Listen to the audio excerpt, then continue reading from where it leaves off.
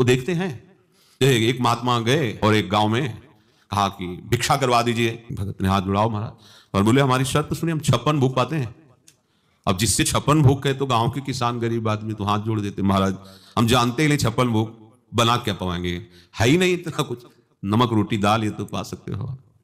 पूरे गांव में चर्चा हो गई, महात्मा आए और विमुख जा रहे हैं 56 भोग। तो एक बहुत विवेकवान और सत्संगी थे, उन्होंने महात्मा जी के पास जाकर कहा कि निमंत्रण है आपका। तो उनका जानते हो?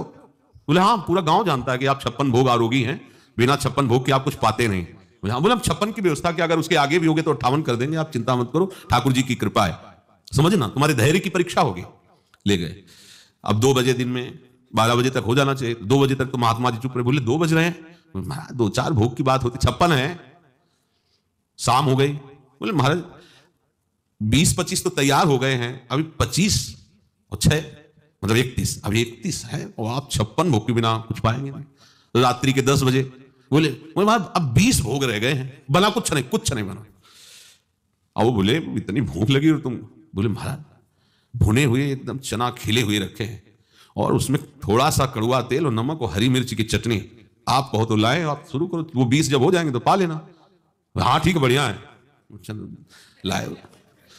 वो जोर से चिल्ला के छत में बोले महात्मा 56 भोग का नहीं, वो चना पा रहा है, आप सब आके देख लो गांव के। अब वो महात्मा तुम ऐसी कैसी बात छत में चढ़ के? बोले तुम्हें पता होना चाहिए गरीब लोग हैं जिनके पास रोटी भी खाने के लिए और 56 भोग की आप मांग करते हो। आप निष्ठा है आपके अंदर 56 भोग पाने की, भूख नहीं सह पाए चने में आप बिता दी, आप बैठे रहते कि पाऊंगा तो केवल 56 भोग, तो कुछ भी होता हम तुम्हें 56 भोग पवाते, एक भी नहीं बना है। हम ये देखना चाहते थे वो वास्तविक तुम्हारी निष्ठा है या केवल ऐसे ऊपर ही बोल रहे हो। ये हमारे ठाकुर जी भी देखते हैं, केवल आपका भरोसा नाथ, तो नाथ भी देखते हैं, ऐसी परिस्थिति पैदा कर देते हो सामने उसको भेज देते, सुनो ऐसा कर सकते? जी जी महाराज।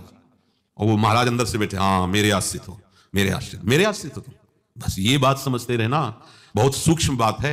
बिल्कुल आपका काम बिगड़ गया अगर वो साथ नहीं देगा सामने वाला, तो आपको बिगड़ जाने देना है। बने तो रघुबर ते बने, बिगड़े तो नाथ, अब नहीं किसी से नहीं। बस जहां बिगड़ने की बात आती सेकंड में बन जाएगा। पूरी सृष्टि जानते हो कितने में रची है? कल्प 2 कल्प में नहीं, इतने में निमिष मात्र में, निमिष पलक झपकने, भगवान की पलक झपकते झपकते ये अनंत ब्रह्मांडों का सृजन हो गया निमिष में। भ्रकुटी विलास, सृष्टि लय, भ्रकुटी के एक संचालन मात्र से सृष्टि का लय, सृष्टि की सृजन। तो हमें लगता है कि काम बिगड़ गया, बस उनके भरोसे रहना, कैसे बन गया आपको खुद पता नहीं चलेगा। तभी आप आकांक्षा कामना का त्याग कर सकते। एक बार तो आनंद लो शरणागति का, एक बार के